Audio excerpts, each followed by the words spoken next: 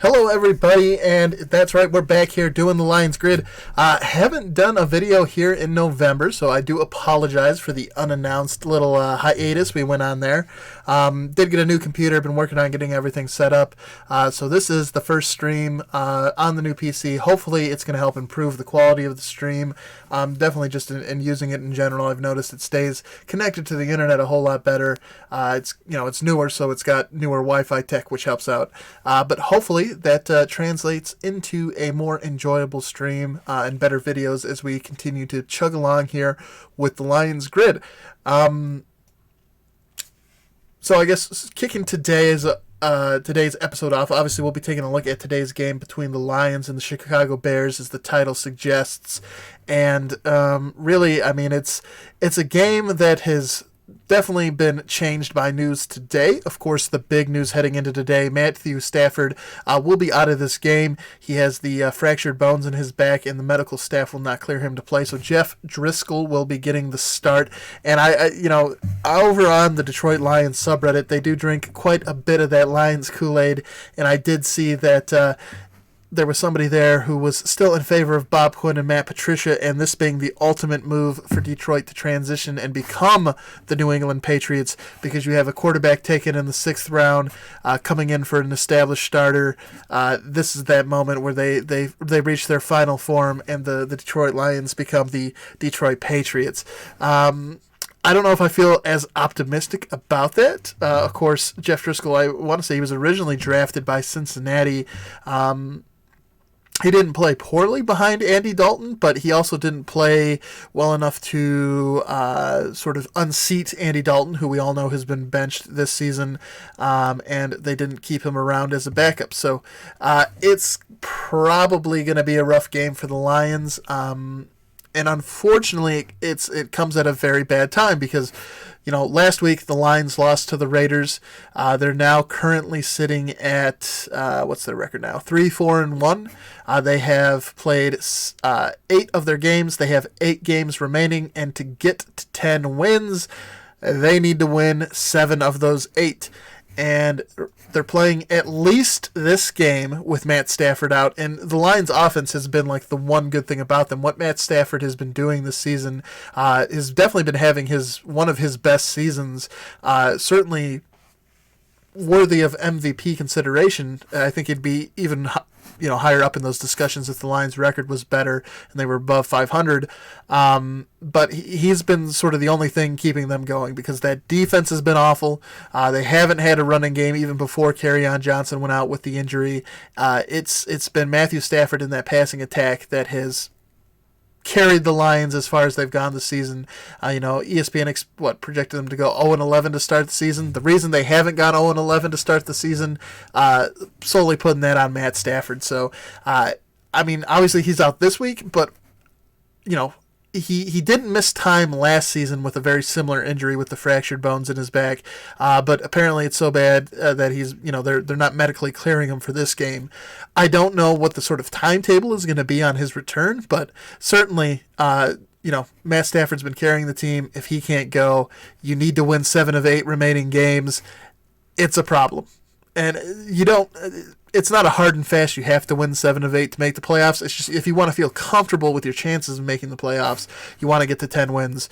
And I stand by that. So, could they get in with less wins? Yes, they could. But if you wanted to feel comfortable heading towards the postseason, you got to get that 10-win mark. And it's going to be really tough because, they're taking on the Bears today in Chicago with their backup Jeff Driscoll. Next week they're at home, but they're playing the Cowboys. Not an easy game to win. Then they got Washington, then the Bears again on Thanksgiving. Then they got to go to Minnesota to play the Vikings. Then they have Tampa Bay, and Tampa Bay's offense, Tampa Bay is a team that their overall record is awful, but just from what they put up a lot of points and they get a lot of yards, and our defense is awful, and that could just be a field day for Jameis Winston and co. And then we play the Broncos, and then of course we end the season hosting the Packers, and you got to win 7 of those 8 games, 2 against the Bears, Redskins, Vikings, Buccaneers, Broncos, Packers, Cowboys, and possibly doing that without Matt Stafford in some of these games. It's going to be rough. it's going to be a challenge. I don't know if they're going to be able to do it. I don't expect the Lions to be in the postseason at this point. And really, I guess the question for me and for you guys is, can the Lions do enough where Bob Quinn and Matt Patricia are brought back? I don't necessarily think they're on the hottest of hot seats. You haven't really heard, of course, Martha Ford isn't one of those owners that's really outspoken. She's not a Jerry Jones. But there hasn't seemed like there's a whole lot of pressure on them to succeed outside of fans and, the local Detroit media. There hasn't been like it doesn't seem like they're on borrowed time.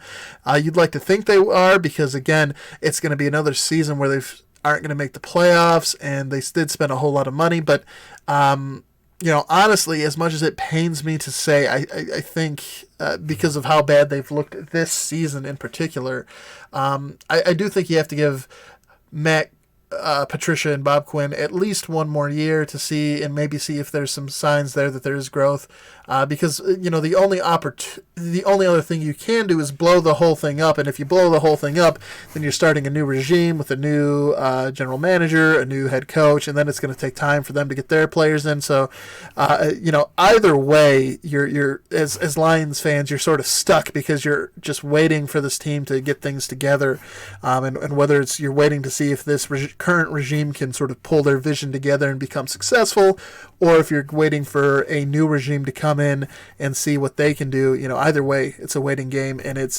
sucks as a fan because at this point, this was certainly Stafford, like I said, having a tremendous season, and Matt Stafford has been the best quarterback in the Detroit Lions team history. So if I'm not saying he's the greatest quarterback in the NFL or one of the greats, but he has been the best QB that the Lions have had, and it seems like you're squandering him. And he is a franchise quarterback. He's a quarterback that you expect to come in and play at a level that's good enough to get wins, and it's just as a team, as an organization, the Lions have seemed to find ways to fail.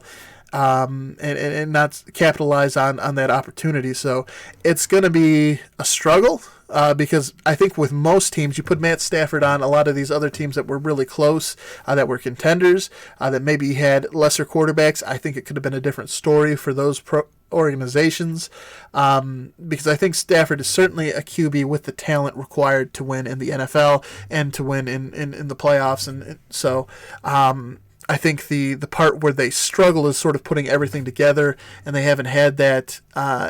And really, outside of getting so there's QBs like Stafford who can win and come in and do great stuff. They do require, it's still a team game at that point. But if you're looking for like one of those generational QBs, that's a much smaller window. It's much harder to find Tom Brady or Dan Marino or the once in a lifetime QB. If you're hoping out looking for them, there's a much lower percentage of getting them. Whereas Stafford's the type of QB, he's not once in a lifetime, but he is very good. Does everything you need him to do, and you just needed to have everything there, and they just so far have not been able to put it together. And of course, again today against the Bears, they're going to be going without him. So I originally was going to be going, would have liked to pick the Detroit Lions in this game.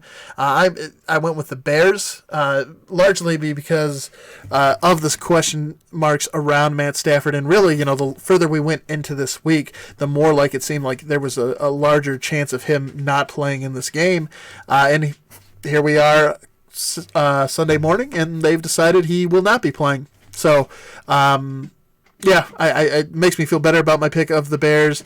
Certainly hurts my fantasy football chances, but luckily I was able to pick up Brian Hoyer, who will be filling in for Jacoby Brissett for Indianapolis, and they're taking on Miami. So that'll be great. But, it certainly hurts the Lions' chances here, and the Bears are certainly, if you're looking at the 8 remaining games, I think if you're factoring on them getting to the 10 wins, again, they have to pick up 7 wins here in this 8-game stretch. The Bears beating them twice was something that would have to happen. And, usually Mitchell Trubisky and this Bears offense has been they've been struggling. Of course, As I've mentioned, Detroit's defense hasn't been very good, so the best remedy for a struggling offense is to play an opponent that gives up a ton of yards and lets you get some of your mojo going and doesn't put a ton of pressure on the QB. I was kind of expecting it to sort of be a renaissance game a little bit for that Bears offense anyways, to get them kind of trying, a good game for them to get back to firing on all cylinders and get some confidence, because they certainly haven't played well. But I was hoping that Matt Stafford and the Lions offense might be able to carry it.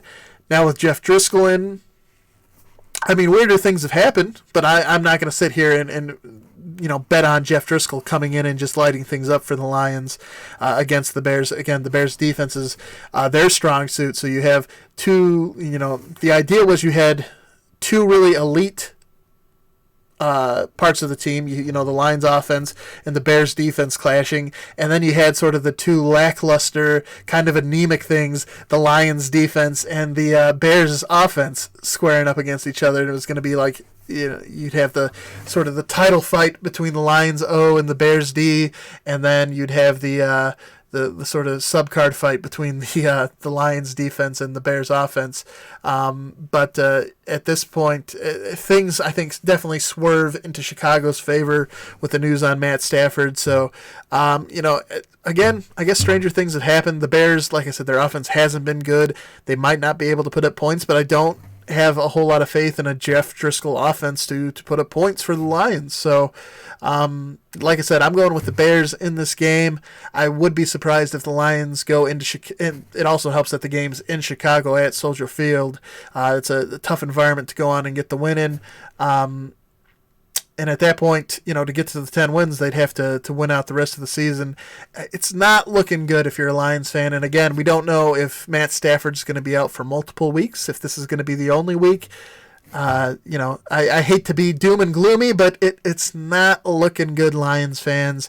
And